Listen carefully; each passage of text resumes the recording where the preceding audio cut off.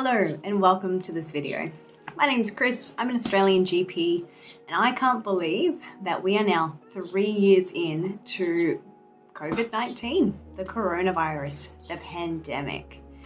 It feels like simultaneously time has flown, but also the last 2.5, 3 years have felt like a decade. You know, it's been a very interesting time to be in healthcare, certainly over the last couple of years. So I tend to save emails and especially around the time of COVID as things were emerging, I thought it was important to save things to, I guess, review and track how things have changed several years down the line. And it's so interesting now reading them and being like, there is a potential threat of this virus from Wuhan in China. We may need to start worrying about COVID. And now look at us. The last 3 years have changed so much. I thought it would be interesting to, I guess, walk down memory lane and see what's the same as 3 years ago and what's different in terms of COVID. Obviously, there's a lot that has changed outside of it, but I'm focusing on the medical side of things that has affected me personally. I remember that in about March and April, I was really fearful of getting my groceries. Like, going out to a store was a terrifying concept in itself, but also once they came into the house, I remember thinking, do I need to soak all of my produce? Do I need to wipe down boxes, especially any that were imported? Whereas now I'm a little more relaxed about it. Remembering at the time as well, we didn't really know much about COVID. We didn't know if it was transmitted on surfaces, how long the particles would last. So I don't think it's a bad thing. We were so diligent and maybe a little obsessive about cleanliness. But certainly with knowledge comes power and a little bit more relaxation in that regard. I remember living in fear of catching the virus or my loved ones catching it and dying of it.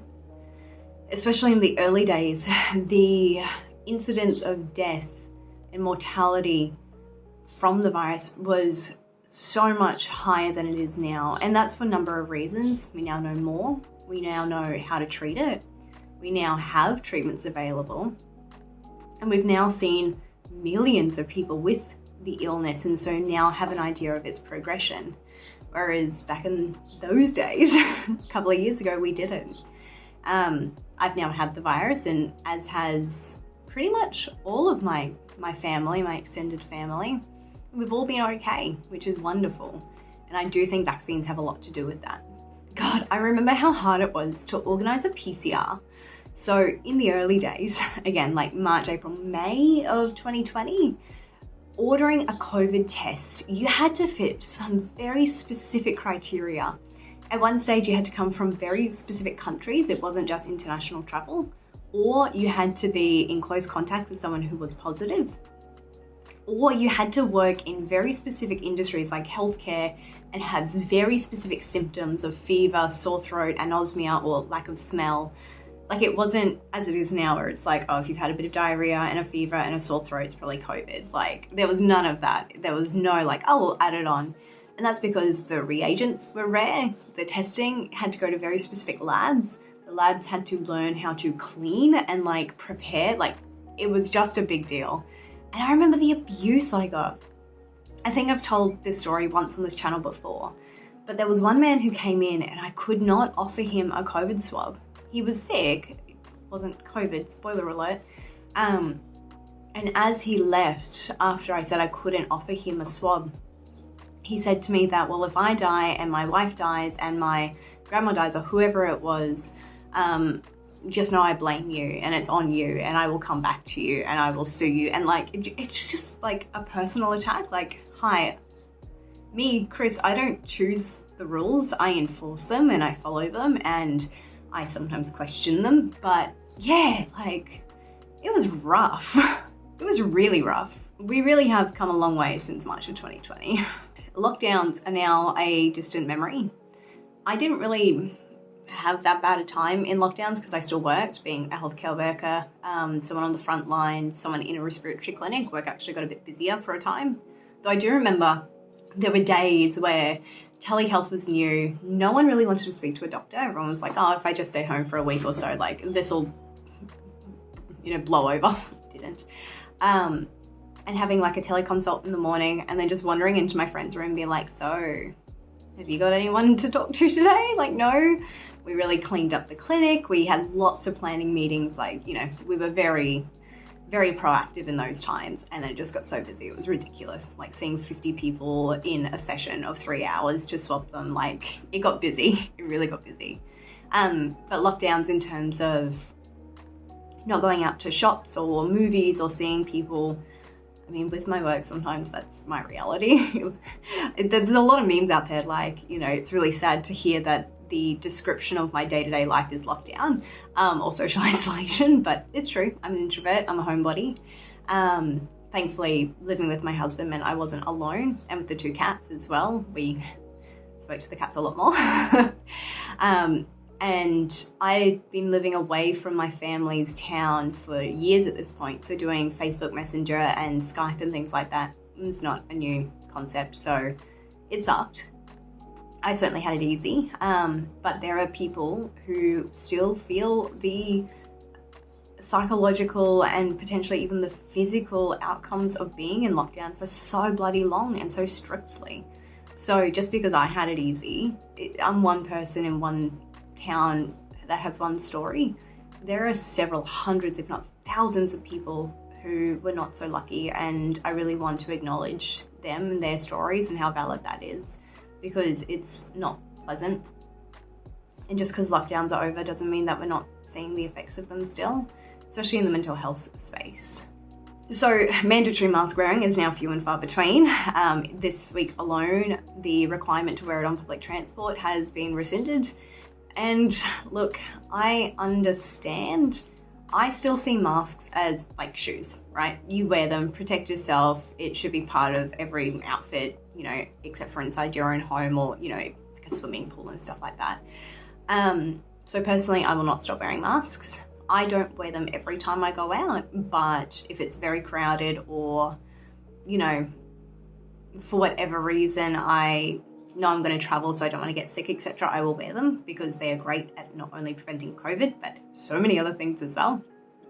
And I really hope in the healthcare space, they never stop being mandatory because, again, it's all anecdotal, but our reception staff have been sick so much less since the introduction of masks and distancing.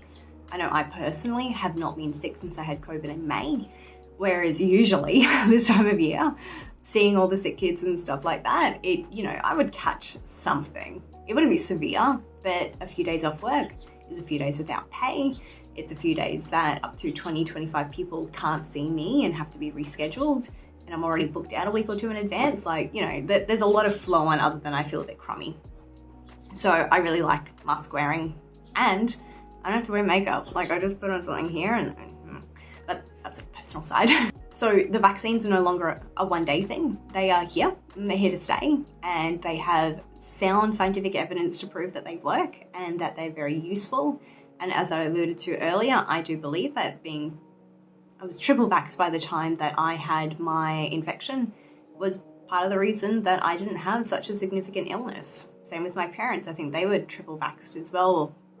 Yeah, and then they got the filth on afterwards. So I think vaccines have saved countless lives. I think that we will continue to develop new vaccines, and that's not because we're just making it up and making money, but because we know more information, and more competition is not a bad thing. Eventually I do see them mixing with the flu vaccine and just being an annual booster, but with all the new variants, we need to be aware that we need to be flexible and that we may have 2 boosters a year or whatnot, but that's much nicer than getting sick, at least in my opinion. Social distancing has kind of cut down a lot, unfortunately, especially when it's not mandated, and even when it is, as a person who likes her personal bubble, the social distancing thing can stay for me, but I can see that it's not, and I will do my best to continue to socially distance, but I can imagine a lot of people won't. But again, I like my space. We are several variants deep into this virus, long gone are the days of just the alpha virus. And let's not forget that people are still dying. It's not a thing of the past. The pandemic is not over. There are countries suffering much worse than us here in Australia. And I think it's a bit insensitive to be like, back in the days of COVID, or it's just a cold or just a flu, like you'll get over it. No, there are people who are dying from it. And I think we have to really be cognizant of that. Yes, we've got much better treatments. People don't need to be hospitalized. People with even moderate illness can be treated at home with new treatments, but it's still devastating for a lot of people. We now know it's not just a respiratory virus. We know that it's a whole system virus. It's an inflammatory condition, essentially, that affects everything from the lungs, to the nose, to the heart, to the fingers, to the brain. It affects everything. So it's good to know. It's not so good to have around still, but I don't think we'll ever eliminate it. Long COVID is now not a novel concept. It's quite well documented, and there are new criteria coming out pretty much every week trying to define it. And it's something we're learning more about, but we certainly know more about it now than we did 2.5 years ago. It's been a long 2.5 years, as you can tell. So where do I think we're gonna go in the future? I wish I knew. I feel like the coronavirus will continue to mutate, and that's by its nature. It's trying to be competitive. It's trying to live and reproduce, and that's the nature of most viruses. I feel like we know enough now to get ahead of it, and continue to tweak and improve our treatments and our vaccines to prevent it from becoming as virulent and as awful, for lack of a better term, as it has been. I feel like eventually it will become commonplace, like rhinovirus, RSV, influenza. It's already started to be included on all respiratory panels testing. So if I'm testing you for flu, it's also being tested for COVID, which, okay, I can see that. And I can see that sticking around. I hope that no matter what virus you have in the future, if it's influenza, COVID, rhino, etc., the attitude of I'll just work through it, I'm fine, kind of dissipates, because it's not good.